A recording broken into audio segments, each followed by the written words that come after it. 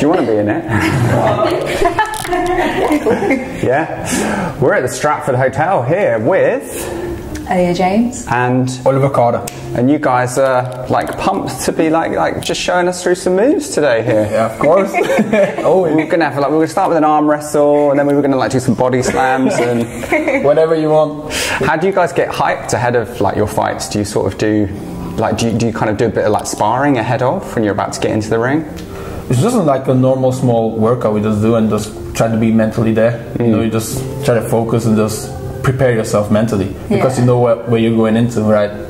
So it's all a head game actually. Head game and a little bit just to get a small pump. But when you're in a workout though, you're meant to be like a bit more sort of serious and sort of like trying to focus. Wrestling is the opposite. You're sort of like sensationalizing the whole thing. Yeah, you do need to get warmed up because it is intense, so you need to definitely stretch your muscles, get the heart rate going, just get yourself prepared because it is very, very intense. And is that like, we're doing it without the fans now, to G yourself up to sort of walk out to an empty arena? How's that? It was awkward at the beginning, but now, like after 2-3 times, you just get used to it. Yeah. So you just imagine that people are there because you know at the end of the day, people are gonna watch it anyway. So you just try to give the same energy, even more energy. Like you bring up the energy that is missing without fans for them. So you know they're watching maybe 1-2 weeks anyway, so that's how you just have, like that's what I said, you just go in that mental state of, okay, I go out there, I'll bring the energy and I'll bring the extra energy for the fans. So that's how we try to work it out.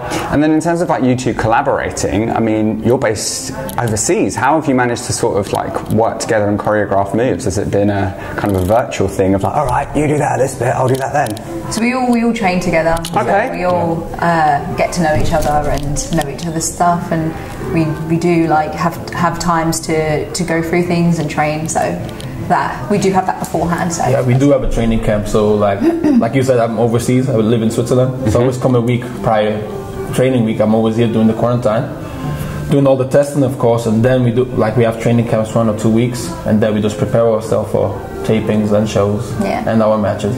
So it's not as hard as okay. So all right, good.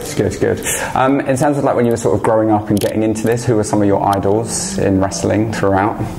Oh, so obviously the women who I lean towards. So like Mickie James, Melina, Trish Stratus, they were my favourites growing up. Because I could watch the men's matches, but I wouldn't be able to put myself there. Like I couldn't watch it and be like, oh, I wanted to do that, unless I see like the women's matches. But they're only like 2 minutes long usually, so I'd be watching, waiting for them, and sometimes they wouldn't even come on. So that would be annoying. But that's the beauty of wrestling. Yeah, you always find people you relate to. Yeah, definitely. Yeah. And you then, who are some of your like idols? I started off with The Rock. Yes. And then when I grew up, like when I got older, I loved people like Shelton Benjamin and Booker T. Really looked up to them, just like their style and how they presented themselves. And till this day, I always think those three are like the top guys in my eyes. Okay. Best finishing move? Oh, Tombstone. Tombstone, wow, that's a good one. Let's say the choke slam. Okay. Oh, all right. Yeah. When you're in the ring and I guess you're working on a sort of, you've worked out most of the moves, but how much of it is then freestyle when you're in there, and how much are you sort of improvising with each other? I'd say the most matches are improvised because you just, at the end of the day, you never know what happens. Like you can't plan certain kind of things. You know, everything can happen. You just have to be prepared. So most of it is really just improvise and just go with the flow and just feel it out and just express yourself. Yeah, definitely. And then looking forward to doing it in front of people again, because it must have been a pretty strange year for you guys. Yeah, definitely. Because I've been wrestling for very long. I only had, like, before I signed, like 35 matches. So I hadn't even got used to wrestling in front of a crowd. So then to have a whole time off and then wrestle without a crowd, I now have to get used to doing that again. It would be like the first match all over again. So it's interesting, but I am excited. I think it's really going to be strange, like wrestling in front of a crowd again. It sounds funny, but like when they told us you're going to wrestle in front of no crowd, that was strange. And if one day that comes out, now a crowd is going to be here, I think it's going to be strange again. Like, okay, we have to get used to that again. But it's going to be fun. You can't wait for that moment and that like announcement. Okay, fans are back. That like we're all working to that particular point, right? And how's the UK crowd like different to the crowd in the States? Like I've watched a lot of US wrestling on the telly. I've watched a fair bit of UK wrestling on the telly, but I've been to it live in the UK, and it's describe sort of the audience response. It's like kind of hard to say because I've never wrestled in the States. But yeah, me neither. if you just look at the fan base in the States and UK, the UK fans are really like a football crowd. With all the singing and chanting, and that's a good way to describe it. That's what I always say, because like the American fans, of course, they love it and they're into it, but like the UK fans, they really have their songs and they really want to express themselves, like wrestlers express themselves. So I think that's like the main difference. That's what I'll say. But obviously, somebody who has wrestled in both countries could talk a little bit better than I could now. Yeah, I would definitely relate it to a football crowd. It's wild sometimes. Yeah, it's crazy. And then some of your favourite venues that you like to wrestle here in the UK?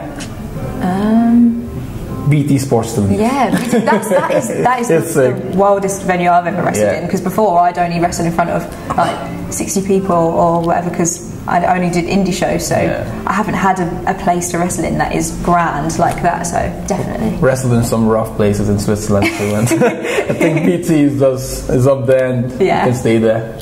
Yeah, you guys have travelled far then from your studio, which was like round the corner somewhere. Around the corner. As someone that's wanting to get into this sport, are there more opportunities now than there have been in the past? Would you say, with the women's game in particular being like such a high profile like arm of wrestling now?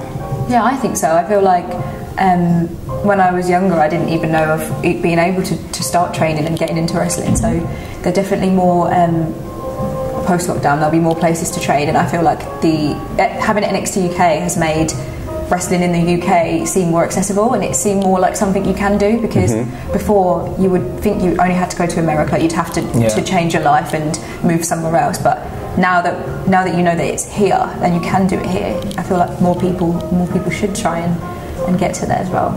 And then as a European, is it easier just to come to the UK rather than again that sort of trip? That's what I just think, like our generation has now the big luck that we have NXT UK, right? The WWE really expanded themselves and said, okay, we're bringing the branch over here in UK. And I think for lots of other guys in Europe, I think like somebody like I come from Switzerland, A-Kid is from Spain, we have Aleah and Walter both living in Germany, Tioman too. So you just see how multicultural it is, and you just know, okay, it doesn't only have to be people from UK. It can be me from, I don't know, somewhere from France, Bulgaria, anywhere. So I just think that makes it so. It's not easier, obviously, because you always have to bring some criteria, but it makes it more believable. Like it's not an unbelievable dream anymore. It's not like Aleah said you have to go to the States. You can just wrestle here, be here good, try to make a name for yourself in Europe, and get the call up to NXT UK. Nice. Well, congrats on getting here to this stage. You guys are both looking in great shape, and good luck for the next fight. Thank you very much.